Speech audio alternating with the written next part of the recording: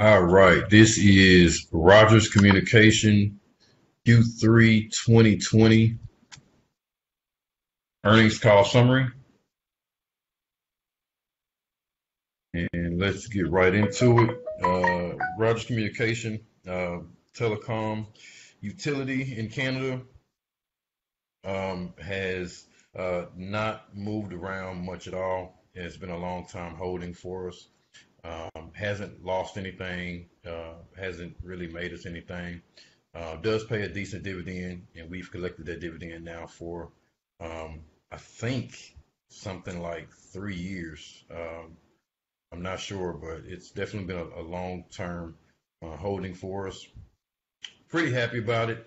Probably missing some of the upside from some of the other telecommunications uh, companies that's in our basket of stocks. But again, it's a decent holding.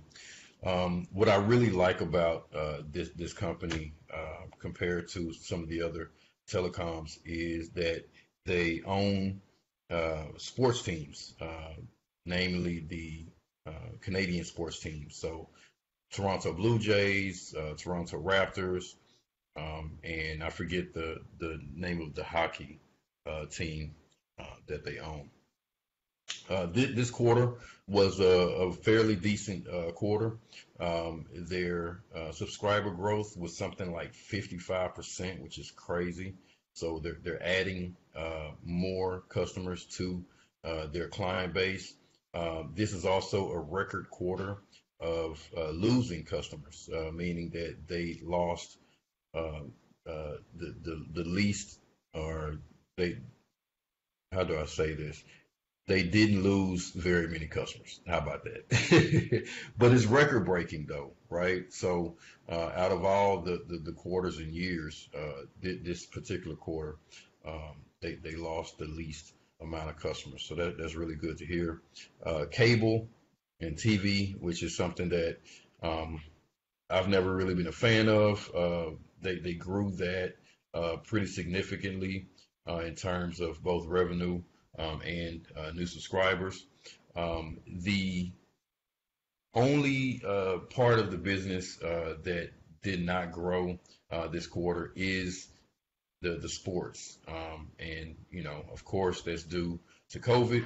The Toronto Blue Jays just started their season, and from my understanding, Canada is allowing um, people to purchase tickets and attend the game, but it's limited. So they're not at full capacity yet, and the Toronto Raptors have not quite started the NBA season, and I believe the same is for the NHL hockey team as well. So for me, this is all upside. You know, also they reported that their roaming revenue is down something like 50% from 2019, and again, that's due to travel restrictions coming from COVID. And so, um, who knows how those numbers will improve? But I think that we can be certain that they will improve, right? Um, Definitely the sports stuff, as well as the the roaming revenue. I do have pulled up here just the numbers from the media and sports franchise results.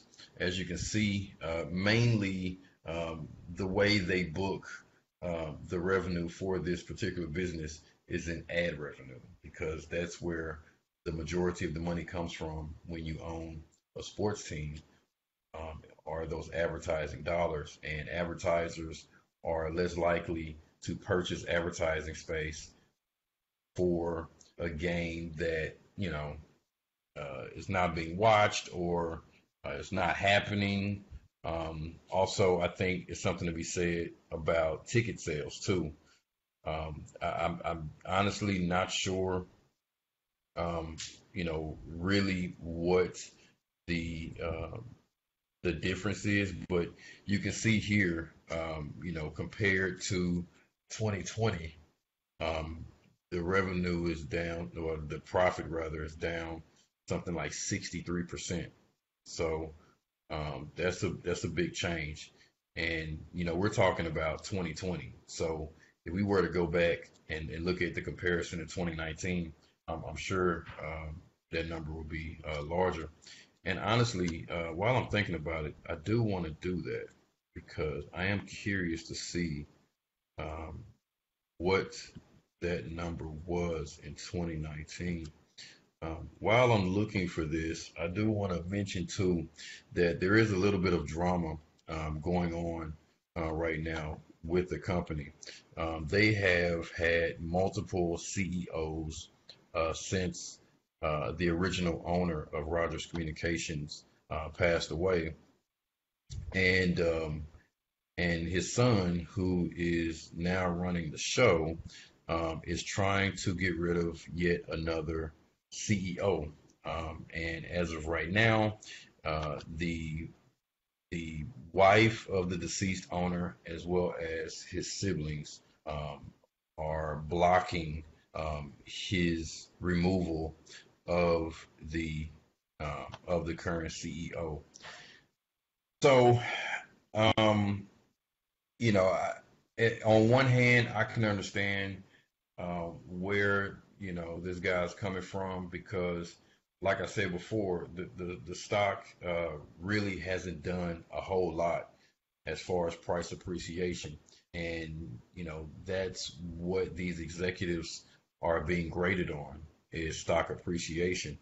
And so, if the stock price isn't moving, um, that reflects poorly upon uh, the executives. And so I think that's why he's saying, hey, need to get rid of this guy. He wants to promote the current CFO. Well, maybe it's not the CFO. I don't want to misspeak. But there's an employee, another executive, currently working for Rogers that the chairman wants to, and there he is, by the way. It's a picture of him, Edward Rogers, current chair of the board. Um, he wants to replace the CEO with this person, and like I said, the the wife and siblings are blocking the decision.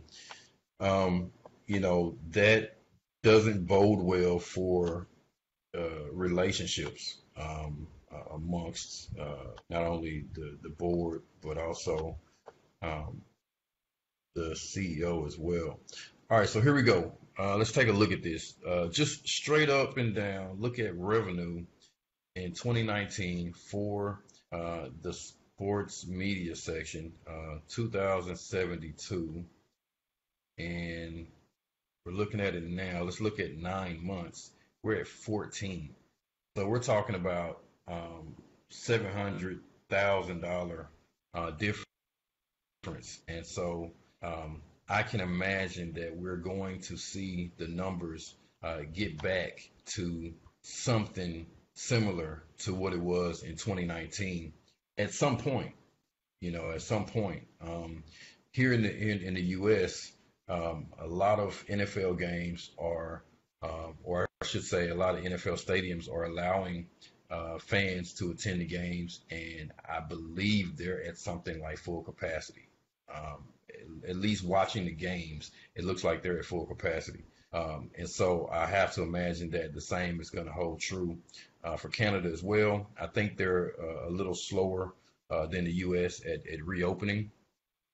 So again, like I said, I can only see um, um, upside from here, right? As far as you know, net profit improving and revenues improving.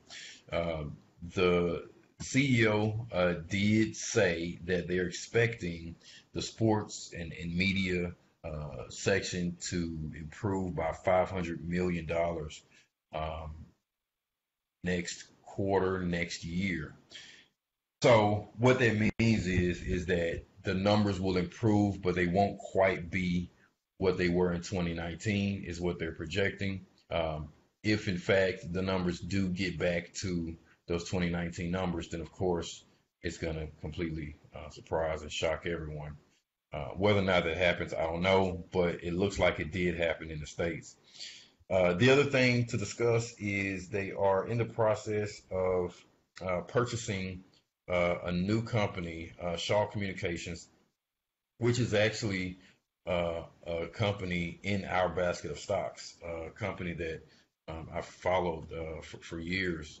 And so I do want to show you the coverage map for Shaw, okay? And hopefully this comes out right. But the shaded areas are their coverage area, okay? And then let's compare that with Rogers' coverage area. And from my eye, it looks like it is exactly the same, which makes a lot of sense because the population in Canada is very, what's the word I'm looking for? It's very condensed to one area or confined to one area, which is along that U.S. border. And so I think this is a really good thing because what it means is that Rogers is not necessarily purchasing this company to expand their coverage or anything like that. They're literally purchasing this company to just simply add their client base to their own. Not to mention, Rogers has one of the best, if not the best, network in Canada. Anytime I've ever traveled to Canada, I've always purchased a Rogers SIM card online, which is very easy to do in order to have my data while traveling through Canada. So whether or not this deal will get done, because of course the government has to sign off on it, who knows?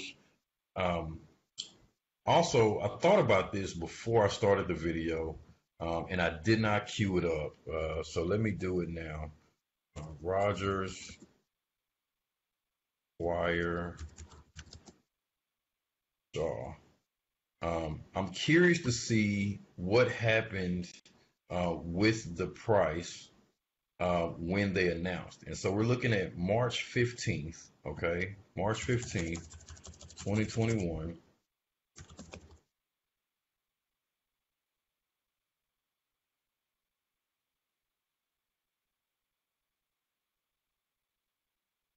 Because I don't think that the price moved very much at all on that news. And what that means is that if this deal goes through, right, then we can bet that there's definitely going to be some cost savings because, again, they're not really taking on all they're doing is literally adding clients from Shaw to Rogers. That's all they're doing. They're not going to have to spend money on reaching Shaw's customers. They don't have to worry about going into a new market, right? It's going to be a very seamless process. And so I'm sure Shaw's going to have some liabilities and loans and stuff like that that Rogers is going to have to take a look at. But let's see, year to date. But I don't think there's going to be just a huge difference. Okay, so look, so this is February, right? And the news dropped in March. And so we do see this spike up to 52. All right. And so I can imagine that spike at 52 is that news. Okay. And so what that means is that the market thinks that Rogers is worth $52 with this this Shaw acquisition. Okay, currently the price is, as you can see, 48. It did trade up to roughly 53, 54. And so if this deal does not go through, I can definitely see the price falling back to something like maybe 46, 45, something like that, which is not necessarily a bad thing. Like I said, this has been a long time holding for us, and we have slowly added to our position. But the price hasn't really moved around enough to warrant purchasing more shares. And we would love to purchase more shares of this company, especially being that once we do get 100 shares, we'll be able to sell some options against the position and make some money that way. If the deal does go through, then I can see the stock price moving again, possibly back up to that 52 number. And so that's kind of where we are with Rogers. Like I said, adding new customers, not losing very many. Um, Best network in Canada. I think they are the largest provider of 5G. There's only three, well, four phone companies in the entire country. Okay, there's Telus, there's Shaw, there's Rogers, and there's BCE, which is a spinoff of AT&T many years ago. And so, if Rogers takes out Shaw, then we only have three companies, and and there's never been much competition in between the telecoms in Canada anyway. And so what that means is that we can imagine that they'll be able to basically raise prices at will. The other thing that was mentioned in the call was phone revenue. Actually, customers purchasing new phones, and they said that they were having trouble getting phones in stock because of a chip shortage due to the supply constraints due to COVID, because a lot of the chips come from overseas, and so trying to get new phones in stock to sell to customers has been hard to do. And so again, there's just all this upside, right? Um, that like once this supply, once these supply constraints kind of work themselves out and we get back to normal, then of course they're going to be able to sell more phones because they'll have more phones in stock. And so really looking forward to see how all this plays out. But again, as far as I can tell, there is nothing but upside on this. Like I said, even if the deal doesn't go through, if the price gets back to 45, you know 43 maybe, that's not a bad thing. We'll definitely be happy to purchase more shares and continue getting that great dividend, which by the way is only like 40% of their cash or revenue. I forget exactly what the percentage, but the point is that they have more than enough cover paying the dividend, if not raise the dividend. Um, this drama going on between the CEO and the de facto owner, basically, um, is not great, but it hasn't really hit the stock very much. You would think news like this would really rattle investors, but it really hasn't done much at all. Like I said, it's a stalwart of a company. It has been for many years, and I expect to continue to be.